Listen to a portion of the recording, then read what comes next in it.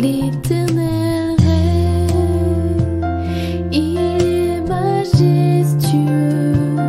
L'Éternel règne, il est saint de force.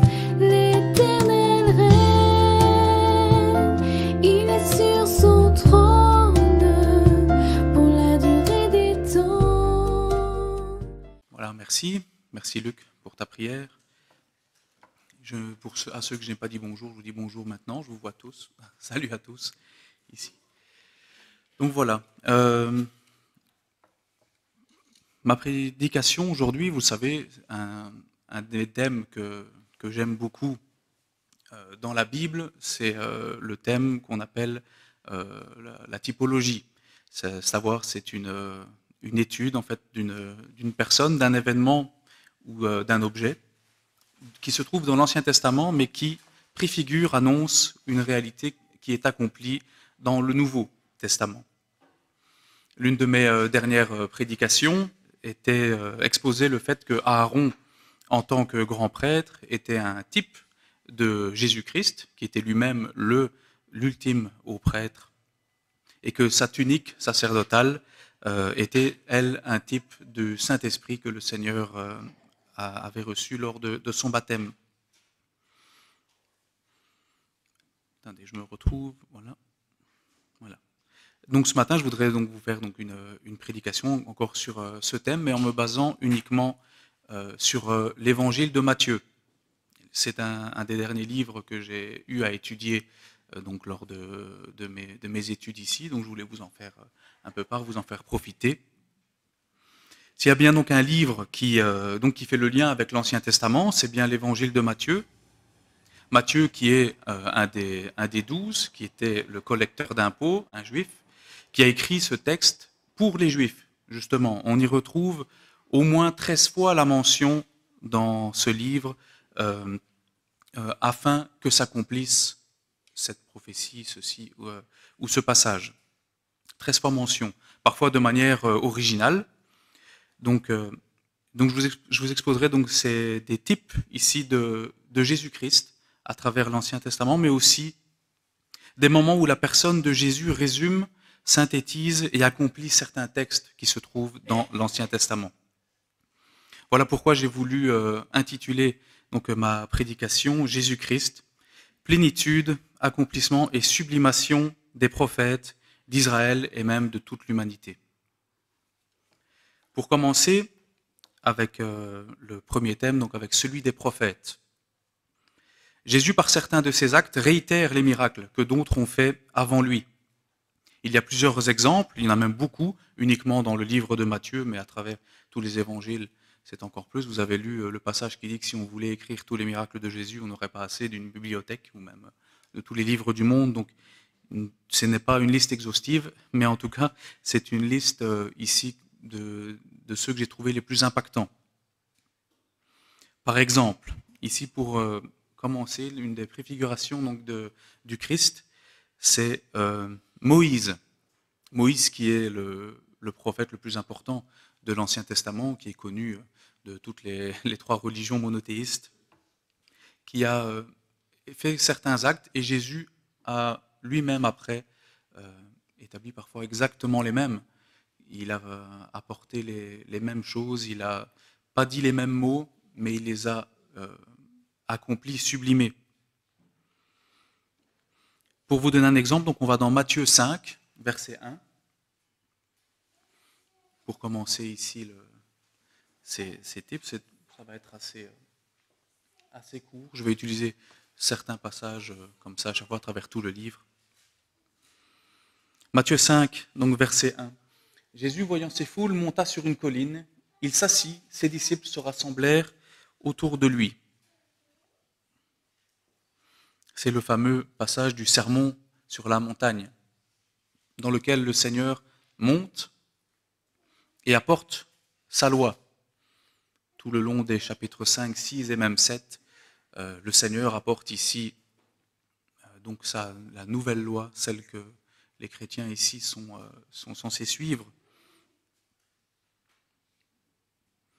Et donc il y donne cette loi, mais on voit par exemple dans Deutéronome donc dans Deutéronome chapitre 5, verset 22, que c'est exactement aussi ce que fit Moïse. Moïse aussi montait sur une montagne où il reçoit, lui, la loi de Dieu, mais lui, il la prend et il la transfère donc au peuple. Donc dans Deutéronome 5, 22, telles sont les paroles que l'Éternel adressa à toute votre assemblée sur la montagne, du milieu du feu, de la nuée et de l'obscurité, avec une voix forte, et il n'y ajouta rien. Jésus, comme un nouveau Moïse, ici monte sur la montagne, donne une nouvelle loi.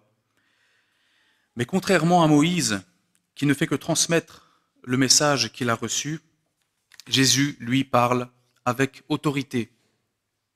Moïse reçoit la parole et la transmet. Jésus, sur la montagne, Matthieu 5, 21-22, il dit « Vous avez bien entendu qu'il a été dit aux anciens. » Mais là, il reprend l'autorité sur lui et il dit « Mais moi, je vous dis. » Jésus montre ici donc l'autorité qu'il a d'imposer cette loi qu'il a reçue du Père, mais dont il ne se fait pas en quelque sorte l'intermédiaire comme Moïse l'a été, mais dont il se fait lui-même l'auteur. Ici, on nous montre donc que Jésus est donc plus grand, on voit aussi dans la lettre aux Hébreux, plus grand que Moïse, tout en étant ce prophète qui devait venir, que Moïse lui-même a annoncé. On passe à un autre exemple. Ici, le prophète Élisée. Je ne sais pas si vous vous souvenez du prophète Élisée qui est le disciple d'Élie. Est-ce que vous vous souvenez s'il y a...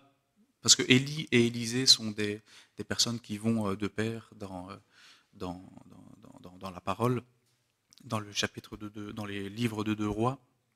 Est-ce qu'il y a un autre Élie qui va avec cet Élisée dans le Nouveau Testament? Ça vous dit quelque chose, j'imagine, vous ne l'avez pas perdu. Jean-Baptiste est le Élie qui est censé venir, celui qui doit préparer le chemin pour le Seigneur. C'est pour ça ici dans Matthieu 11, 13 et 14, on peut lire « Car tous les prophètes et la loi ont prophétisé jusqu'à Jean. Et si vous voulez le comprendre, c'est lui qui est l'Élie qui devait venir. » Donc la parole est très claire à ce niveau-là. Élie, c'est l'Élie qui devait venir, c'est Jean. Son successeur, ici donc dans les 2 rois, qui est le successeur et forcément celui qui suit, mais là, le successeur de Jean est plus grand que Jean. Et d'ailleurs, quand est-ce que Jésus, pour revenir sur la différence entre Élie, Élisée et Jean le Baptiste et Jésus, quand est-ce que Jésus commença à prêcher? Dans Matthieu 4, 12 à 17, on voit que c'est lorsque Jean fut mis en prison que Jésus commença son ministère. Dès ce moment, Jésus commença à prêcher et à dire « Repentez-vous car le royaume des cieux est proche ».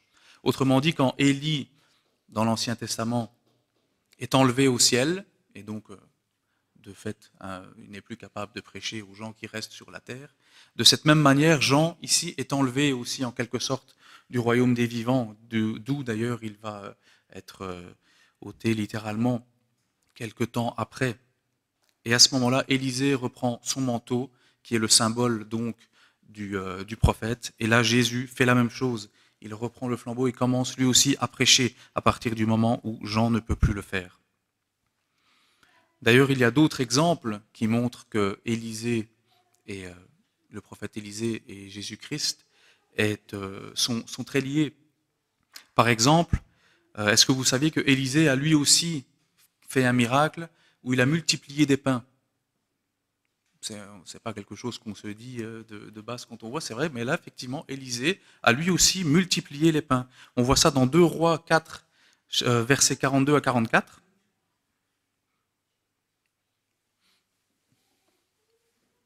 Est-ce qu'on peut voir 2 Rois 4? Voilà. À cette époque, un homme vint de Baal. Bon, voilà.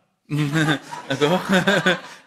Vient de là-bas. Il apporta des vivres à l'homme de Dieu. L'homme de Dieu étant Élisée. 20 pains d'orge et de blé nouveau dans son sac, comme premier produit de la nouvelle récolte. Élisée dit à son serviteur, partage ses vivres entre tout le monde et qu'il mange. Il y avait environ 100 personnes qui suivaient constamment Élisée, qui était appelée la communauté des fils du prophète. Ah, voilà. Voilà. Comment pourrais-je nourrir 100 personnes avec cela? Mais Élisée répéta, partage ses vivres entre tous et qu'ils mangent, car l'Éternel déclare, chacun mangera à sa faim, et il y aura même des restes. On peut continuer? Le serviteur distribuait les pains et à tout le monde, et ils mangèrent. Il y eut effectivement des restes, comme l'Éternel l'avait annoncé. Encore une fois, on avance. Il n'y a plus après? Attends. Je pensais qu'il y avait... Enfin bon. On voit quand même dans ce passage, donc, comme je disais, que Élisée est entouré d'environ une centaine de personnes qui sont les fils du prophète, qui sont le petit reste à ce moment-là, donc en Israël, qui veulent suivre les paroles du Seigneur. Et donc on voit ce parallèle ici qui est flagrant du fait que Élisée ici est donc une préfiguration de qui sera son accomplissement en Jésus-Christ. Mais la différence, c'est que dans Matthieu 14 et dans Matthieu 15, Jésus lui aussi multiplie les pains. Élisée en a fait x5, mais Jésus, j'ai pas calculé pour être exact, mais c'était quand même pour 9000 hommes qu'il a partagé. Donc on voit ici aussi, comme avec Moïse, Jésus a donné sa loi au lieu de la transmettre. Ici, Jésus montre aussi sa supériorité par rapport aux prophètes en multipliant bien plus, 9000 sans compter les femmes et les enfants.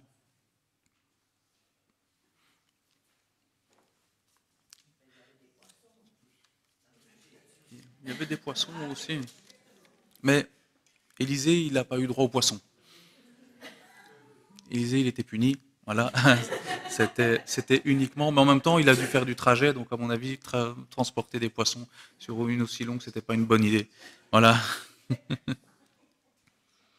Maintenant, je voulais revenir donc sur le deuxième point, Jésus et Israël.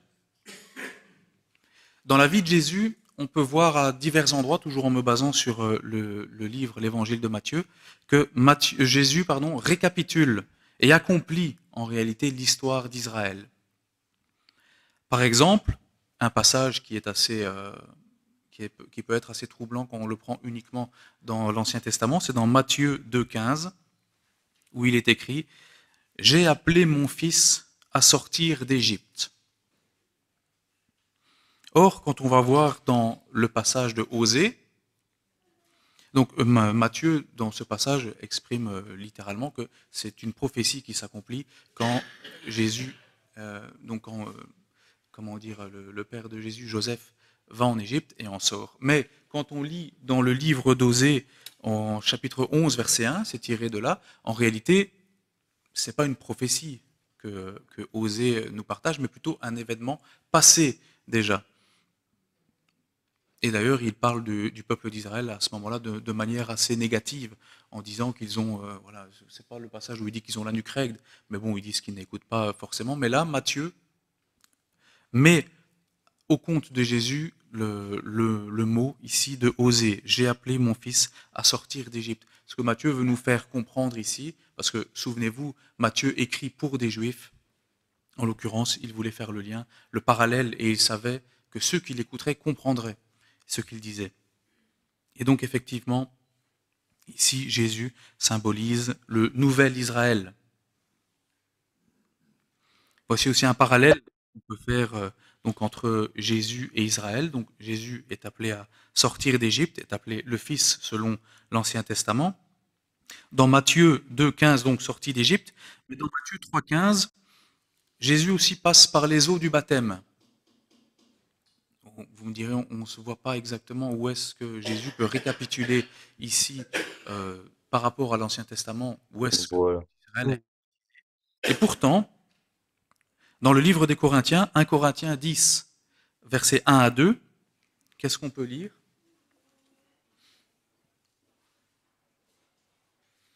Après leur sortie d'Égypte, nos ancêtres ont tous marché sous la conduite de la nuée, ils ont tous traversé la mer. On passe. Ils ont tous, en quelque sorte, été baptisés, par Moïse, dans la nuée et dans la mer. Le baptême de Jésus, ici, est repris pour l'ancienne alliance comme étant... Donc Jésus sort d'Égypte, Jésus traverse les eaux du baptême, comme Israël a elle-même traversé les eaux du baptême, à travers donc la mer Rouge.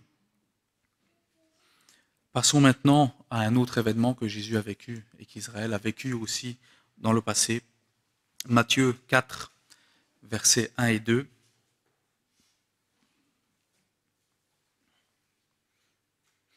Alors l'Esprit Saint conduisit Jésus dans le désert pour qu'il soit tenté par le diable. Verset 2. Après avoir jeûné 40 jours et 40 nuits, il eut faim. 40 jours et 40 nuits. J'imagine que ça vous dit quelque chose. Est-ce qu'on peut... Pardon ? Voilà, il est au désert.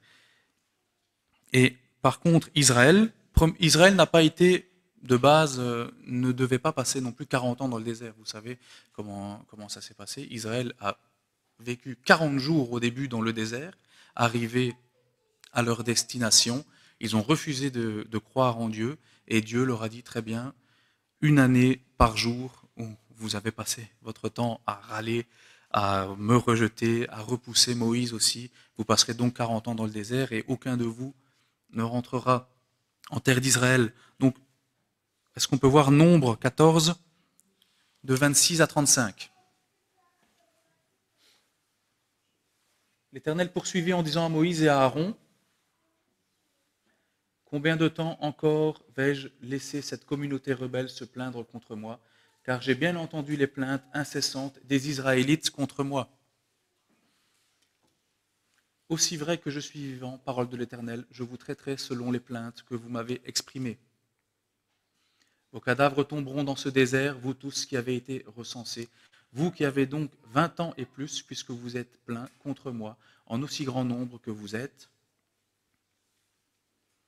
Vous n'entrerez pas dans le pays où j'avais promis par serment de vous installer, excepté Caleb, fils de Yefouné, et Josué, fils de Nun. » C'est jusqu'au verset 35.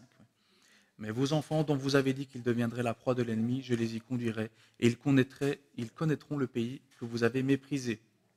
Quant à vous, vos cadavres tomberont dans le désert,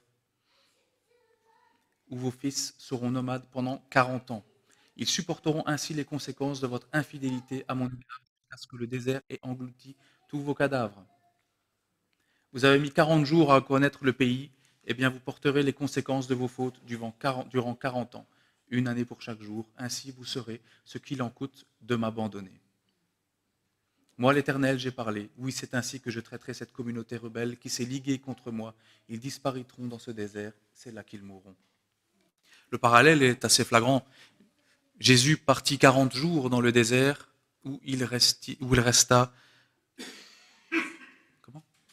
obéissant, il resta fidèle au Seigneur dans la faim. Il n'a pas demandé la manne, il n'a pas demandé des poissons, il n'a pas demandé de la caille, il n'a rien demandé. Il a supporté la chaleur, la faim, la soif. Plus encore, il a supporté les attaques directes du diable, tout en restant fidèle. Jésus récapitule donc ici en partie toute l'histoire d'Israël et l'accomplit en lui-même. C'est lui, cet Israël, qui devait venir, qui devait être porté à son comble. Dans le désert, Israël a échoué en accusant Dieu, mais Jésus, lui, a obéi pleinement. Dernier point que je voulais vous partager avant la conclusion. Jésus récapitule aussi le projet de l'humanité en lui, tout entière. On peut facilement faire un parallèle entre Jésus et le premier homme, Adam. Adam qui est le premier, Jésus qui est le deuxième Adam, qui est cette nouvelle humanité. Il y a aussi un parallèle très flagrant qu'on peut voir entre ces deux personnes. Adam se trouve dans le jardin d'Éden. Dieu lui demande d'obéir en ne mangeant pas du fruit. Dans ce jardin, Adam a désobéi. Le deuxième Adam se retrouve aussi à la fin de sa vie dans un autre jardin. Vous connaissez le le passage du jardin de Gethsémané, où Jésus se retrouve lui aussi tenté. Dans Matthieu 26, 38, on peut lire donc, « Mon âme est triste jusqu'à la mort ». On passe au suivant. Il fit quelques pas, il se laissa tomber face contre terre et pria ainsi. « Père, si tu le veux, écarte de moi cette coupe. Toutefois que les choses se passent, non pas comme moi je le veux, mais comme toi tu le veux. » Adam au jardin a préféré dire « comme moi je veux, non comme toi tu veux, Seigneur ». Par 3 fois, Jésus est retourné voir, prier, un peu éloigné, et a demandé au Seigneur, Seigneur, que cette coupe s'éloigne de moi, mais pas ma volonté, mais la tienne. Jésus accomplit donc ici le but qui avait été donné à Adam, à savoir l'obéissance. Jésus est donc ce nouvel Adam qui accomplit parfaitement le projet de Dieu. Par ces mots, il peut récapituler, rassembler, synthétiser de nouveau cette humanité qui nous a fait défaut tout au long de l'histoire. Nous avons reçu de la part de notre premier père, Adam, le péché, mais nous recevons ici, par cette deuxième humanité, cette nouvelle création qu'est Jésus-Christ, à ce moment aussi, nous recevons l'obéissance à travers lui. Un autre parallèle qu'on peut faire aussi avec Adam, c'est que la malédiction que Adam a reçue lors de sa désobéissance, est-ce que vous vous souvenez de ce que le Seigneur a fait quand Adam a désobéi? Dans Genèse 3, 17 à 18, « Puisque tu as écouté ta femme et que tu as mangé du fruit de l'arbre dont je t'avais défendu de manger, le sol est maudit à cause de toi. C'est avec beaucoup de peine que tu en tireras ta nourriture tout au long de ta vie. Il te produira des épines et des chardons, et tu mangeras des produits du sol. » Épines et chardons.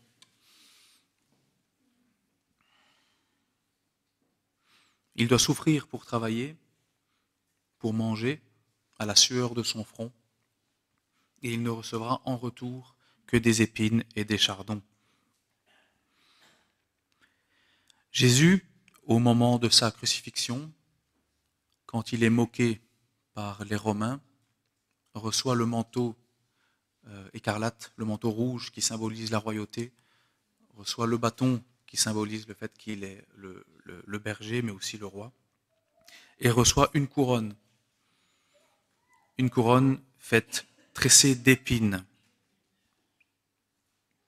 À ce moment-là, Jésus supporte pour chacun d'entre nous cette fameuse malédiction qui a été donnée à Adam. Les épines, la sueur du front. Jésus supporte à ce moment-là, résume et synthétise justement tout le mal dont l'humain devait souffrir.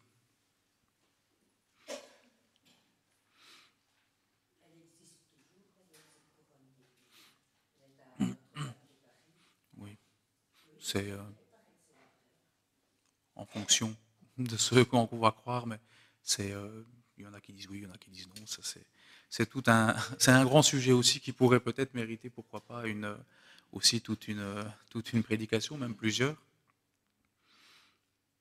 Mais voilà, dans ma conclusion, j'ai été un peu vite. Je pensais que d'habitude, je fais toujours un peu trop. Là, j'ai un peu trop synthétisé. Mais bon, ma conclusion n'est pas toute petite non plus, donc je vais prendre un peu de temps.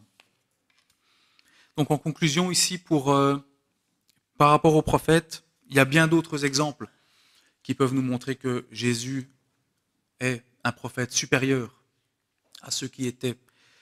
Par exemple, quand Moïse monta chercher la loi et que les autres responsables d'Israël, de l'Israël antique, restaient en bas, ils ont scellé cette alliance autour d'un repas. Ils ont vu Dieu, ils ont scellé l'alliance autour d'un repas. La scène est exactement la même image. Ils ont vu le Seigneur aussi, et ils ont scellé cette nouvelle alliance, comme nous l'avons scellée, nous aussi, ici, autour de ce repas. Il y a par exemple, pour revenir aussi, peut-être pour parler d'Élisée, vous saviez que le tout dernier miracle que Élisée a fait, c'est en quelque sorte un miracle, il n'était même pas vraiment responsable de ça, c'est qu'on a voulu enterrer un brigand dans sa tombe. Et le brigand a ressuscité au contact de ses os. L'image que ça peut renvoyer, le brigand à la croix aussi, qui a reçu la vie de la part de celui qui était supérieur à cet Élisée. 2 Rois 16, d'accord.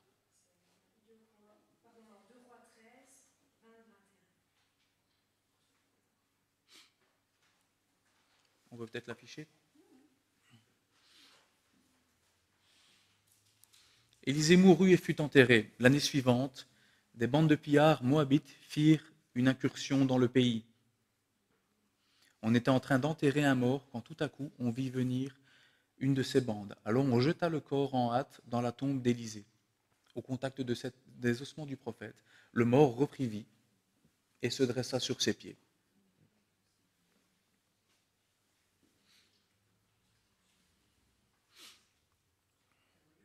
C'est fameux quand même. Je veux dire, autant comme Pierre et Paul pouvaient parfois, on voulait passer près de leur ombre pour dire d'être guéris. Ici, les ossements de celui qui était appelé l'homme de Dieu suffisent à ressusciter. Je ne crois pas qu'on ait encore les ossements d'Élisée, par contre. Ça, je ne pense pas qu'on les ait. Donc Jésus, ce que je voulais dire donc en conclusion, montre ici dans l'évangile de Matthieu uniquement, encore une fois dans les autres évangiles et dans d'autres lettres de notre Nouveau Testament, il y a beaucoup d'exemples. Jésus montre sa supériorité sur les prophètes et souhaite donc que ceux qui le connaissent comprennent qu'il est supérieur, qu'il est le Messie attendu. Comme je disais, Matthieu a été écrit pour les Juifs en premier lieu. Et ce sont d'ailleurs les Juifs qui l'ont lu en premier. Quand une personne d'arrière-plan juif lisait toutes ces paroles de Matthieu qui disaient justement afin que s'accomplisse telle ou telle prophétie, ça leur parlait. Quand les Juifs voyaient Jésus multiplier les pains, ils connaissaient Élisée, ça leur parlait. Quand Jésus apporta cette loi sur la montagne, ils étaient aussi intrigués. Ils ont d'ailleurs dit, il ne parle pas comme les pharisiens et comme les spécialistes de la loi. Ils parlent avec autorité. Ça avait du sens pour eux. Jésus donc montre là à ses compatriotes de l'époque qu'il était réellement ce prophète supérieur, même ce Messie. Jésus récapitule aussi ce qu'Israël a été incapable d'accomplir en tant que nation sainte et élue, ce qu'il a même amené à déclarer dans Matthieu 21, 43. « Le royaume de Dieu vous sera enlevé et il sera donné à une nation qui en rendra les fruits. »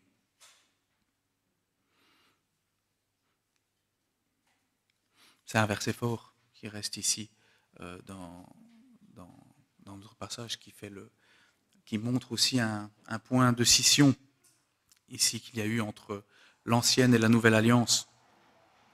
Cette nouvelle nation qui emportera les fruits, le Seigneur l'appelle son assemblée, l'ecclésia, Matthieu utilise comme terme. L'ecclésia qui veut dire simplement l'assemblée. On utilise l'assemblée ou l'église. Aujourd'hui, ça vient du terme grec. Ecclésia vient du terme grec. Synagoga, qui vient du terme hébreu, veut dire aussi assemblée.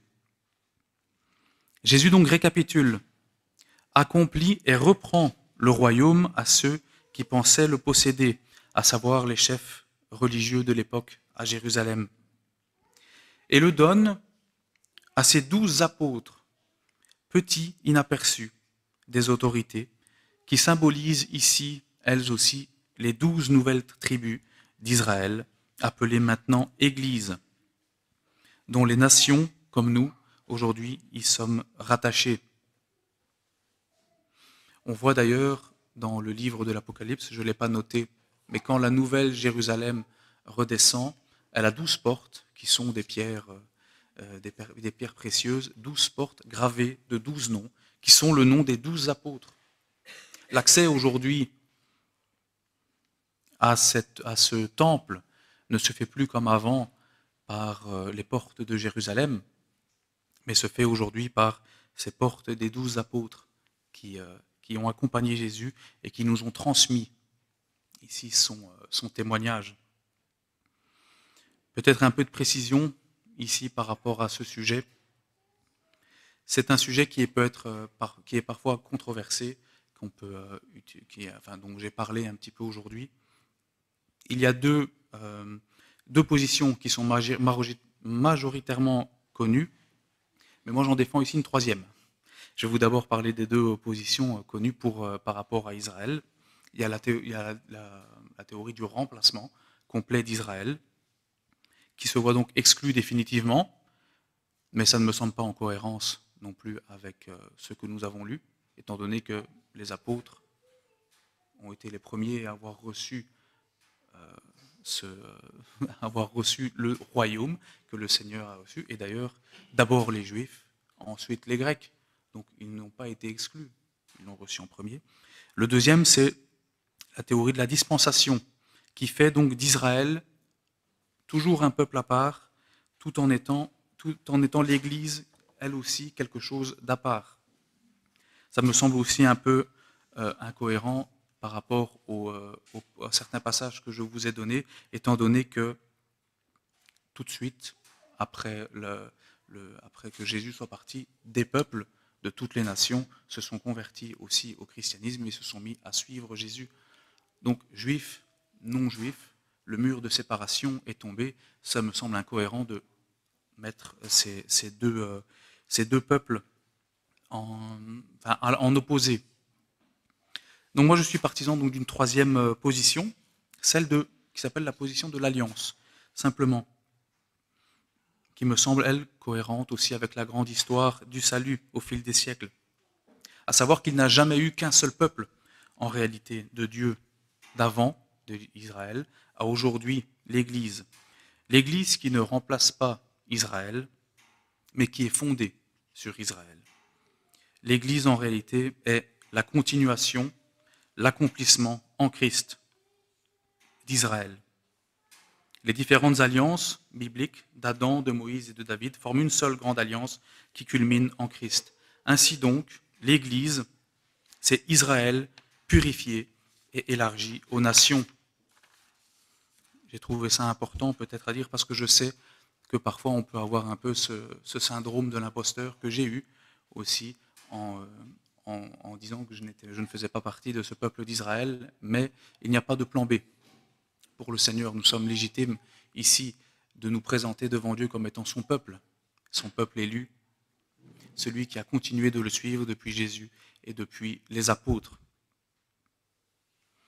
Maintenant, je conclus sur le dernier point, l'humanité, ici que Jésus récapitule et synthétise en lui dans ces passages. Jésus montre qu'il est le nouvel Adam lorsqu'il prend la chair, mais en l'apportant exactement où nous étions censés l'apporter, dans l'obéissance jusqu'à la mort, dans l'obéissance jusqu'à la mort même de la croix. Le Seigneur ici donc récapitule ces trois grands principes. Les prophètes, il est le prophète supérieur. L'Israël, il est cet accomplissement de l'Israël. L'humanité, il est la nouvelle humanité. C'est pour ça que nous pouvons nous faire confiance en lui, comme si nous avions dû, du côté d'Adam, ne prendre que le péché, mais grâce à lui, nous pouvons prendre l'obéissance sur lui et paraître juste et purifié devant Dieu. Le but de ma prédication était de vous présenter donc ce grand fil du salut comme une histoire cohérente qui suit son destin du début à la fin sans jamais s'en écarter. J'espère qu'elle vous donnera l'occasion de mieux connaître votre Seigneur et Sauveur Jésus-Christ, de voir ce qu'il a fait pour vous, pour Israël, l'accomplissement des prophéties sur les nations et la restauration sur de bonnes bases de cette nouvelle humanité dont nous sommes participants, au bénéfice de l'unique obéissance parfaite que le Seigneur nous donne de porter devant lui. Voilà, j'en ai fini un peu tôt, mais je vous remercie de m'avoir écouté.